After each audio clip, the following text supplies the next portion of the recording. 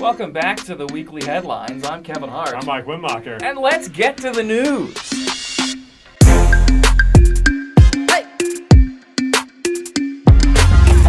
BuzzFeed has released a trove of partially redacted emails from Dr. Fauci early on in the pandemic they obtained through a Freedom of Information request, which conservatives are foaming at the mouth over. Okay, what is it with Republicans and emails? Are they going to ask for Fauci's birth certificate too? Or is Rudy going to bring his laptop to a blind man? All these emails show, by the way, is that they were still figuring out what to do with the new emerging virus, and Trump, surprise, surprise, was trying to spread misinformation. Republicans are acting like Fauci was, I don't know, caught on tape saying that he's deliberately downplaying the virus. Oh, wouldn't that be terrible? Kentucky Derby winner, for now, Medina Spirit's second sample came back positive for a banned substance earlier this week. While Medina Spirit's Kentucky Derby win has not been stripped from him as of yet, and likely won't be for a while due to a lengthy court battle, his trainer, Bob Baffert, has been banned from Churchill Downs for the next 2 years, which means that next year's Kentucky Derby, we won't have to put up with this horse's ass. At the moment, it seems Chris Miller is off the hook from his involvement in the January 6th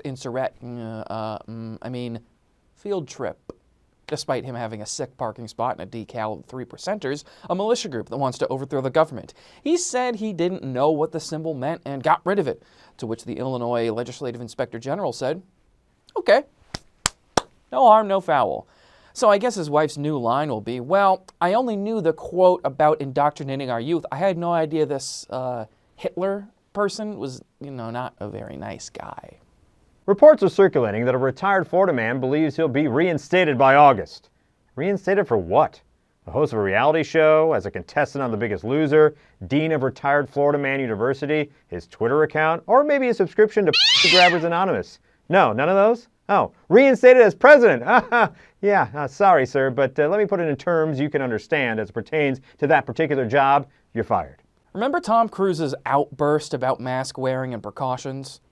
Well, there's news that the new Mission Impossible he's working on is temporarily halted as someone tested positive.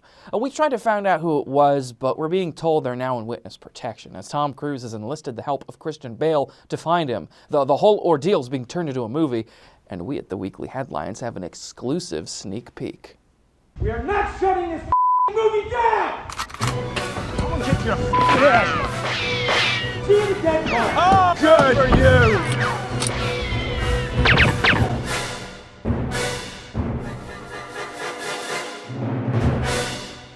Earlier this week, Springfield's Inspector General Roger Holmes said Alderman Sean Gregory will not face any sanctions or consequences from the city stemming from a fight he was involved in back in March.